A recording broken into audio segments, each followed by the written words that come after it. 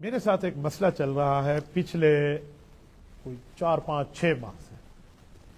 یہاں مجھ سے ایک شخص نے سوال کیا، اس سوال کا جواب میں نے دیا اور اپنا نمبر، موبائل نمبر بتا دیا. انہوں نے کہا جی پوچھنا ہے تو موبائل نمبر. یہ ایسے سمجھے مجھ سے غلطی ہوئی. اللہ پاک معاف کرے، لوگوں کے سوالات ایسے ہیں، میں تو ڈر گیا ہوں کہ ان کو کیا جواب دوں. یہ میں آپ کے سامنے میسج پڑھوں آپ حیران ہو جاؤ گے. میسج ہے کہ حضرت میں امی سے لڑا ہوں، ابا سے لڑا ہوں، میں خودکشی کرنے جا رہا ہوں، مجھے آخری دفعہ کلمہ پڑھا دیں.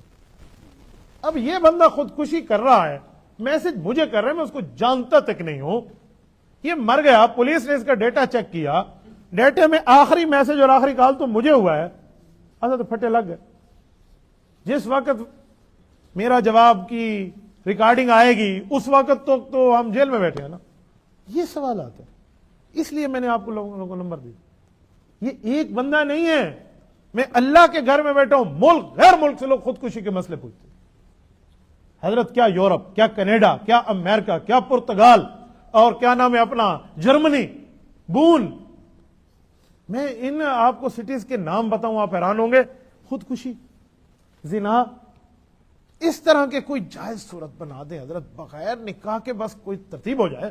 سیکچول پاور کی ڈیزالونگ، انا للہ و انا الیہ. میں ان مسائل کے لیے بیٹھا ہوں بھائی، میں تنگ ہو گیا ہوں. اللہ ایک دن میں کتنی کال ہے، میں مسجد میں بیٹھا ہوں، میں کیوں آپ کے سامنے جھوٹ بولوں. او 447 اس ٹائم آ چکی ہیں.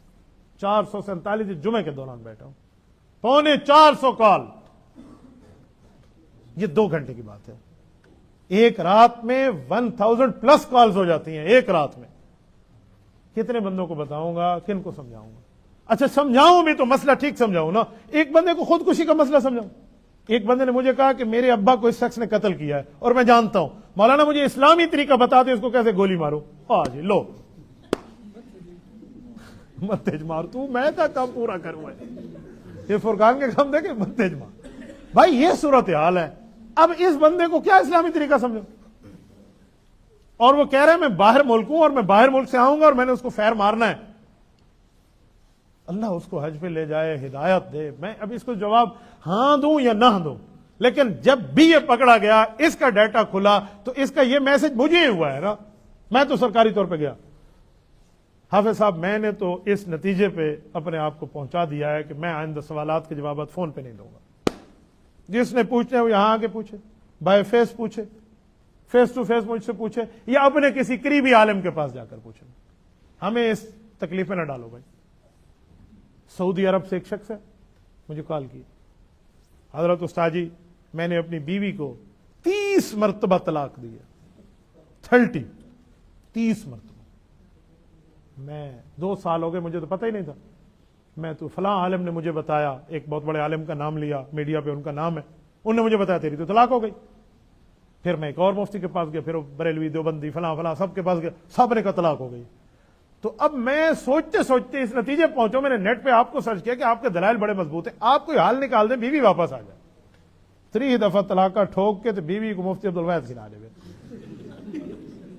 میں نے کہا بھائی مذاق کی بات نہیں کیا کرو، خدا کے بندے آپ کے لیے کوئی گنجائش نہیں ہے. اچھا میں پھر خودکشی کر رہا ہوں اور میں مر گیا، حرام موت، کل قیامت میں آپ ذمہ دار ہوں گے. یہ میسج لکھا ہے اس پہ، یہ میسج میں نے سنایا اپنے ساتھ والوں کو. یہ میں مری کی ٹھنڈک میں بیٹھا تھا اس دن، یہ کچھ دنوں پہلے کی بات ہے. مائنس چل رہا تھا، برف باری تھی وہاں. یقین مانے مجھے اس پریشانی میں ماتھے پہ پسینہ آ گیا.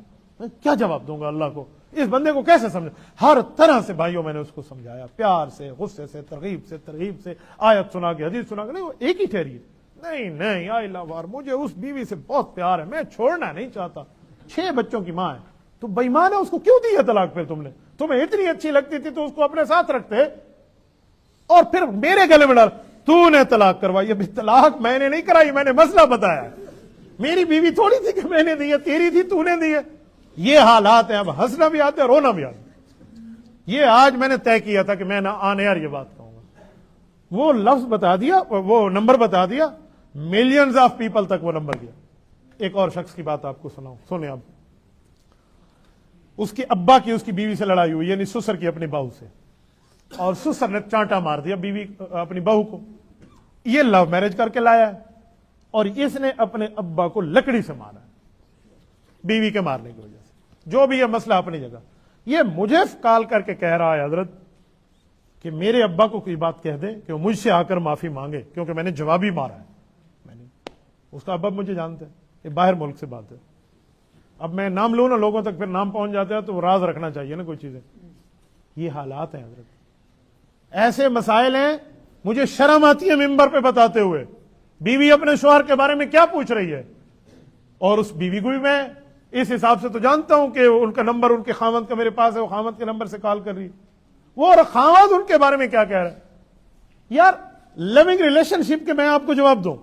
ہاں, میں یاری کا حلال طریقہ بتا دوں نکاح کے علاوہ, وہ بھی ساتھ شرط لگائے نکاح کے علاوہ. بھائی میری اینڈ ہو گئی. مجھے اللہ سے ڈر کی وجہ سے رونا آتا ہے. ان سوالات کے جوابات میں نہیں دے سکتا, میں آئندہ جوابات نہیں دوں گا. اگر آپ نے سوالات پوچھنے ہیں یہاں پوچھیے, نہیں پوچھنے تو قریبی عالم سے جا کے پوچھیے.